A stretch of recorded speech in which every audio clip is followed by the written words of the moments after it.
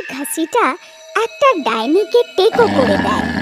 তারপর সেই ডাইনি ওদের রক্ত পিপাসু হয়ে যায়। ঘাসিটা ভাই, সেই ডাইনিটা আমাদের চিনে ফেলেছে। এখন কতদিন আর আমরা পালাবো? দেখো ভাই, তোমাদের জন্যে এখন সেই ডাইনি আমাকেও ছাড়বে না। আমি কি করি?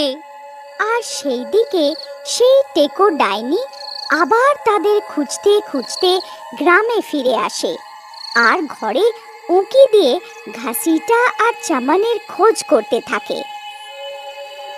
আবার অন্যদিকে এই তিনজনের কথা শুনে কাল্লু নাপিতের বউ বাইরে আসে। ওগো, কি হলো? এরা সবাই এত রাত্রে এখানে কি করছে? আর এটা আপনার হাতে কি?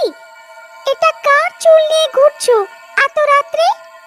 আরে বৌদি, একটা টেকো ডাইনি আমাদের পেছনে পড়েছে। কাল্লু ভাই এই চুলের সাহায্যে আজ আমাদের প্রাণ বাঁচিয়েছে। যেই কাল্লু ভাই সেই ডাইনিকে এই চুল পুড়িয়ে দেওয়ার ধমক দিল, সেই ডাইনি ভয়তে নিজের প্রাণ বাঁচিয়ে পালালো। তখনই ওরা ভয়ঙ্কর ভয়ঙ্কর সব শব্দ শুনতে পায়। এটা সেই ডাইনি আসার শব্দ হচ্ছিল। আরে ভাই, আমি খুব ভালো করে চিনি এই শব্দগুলোকে।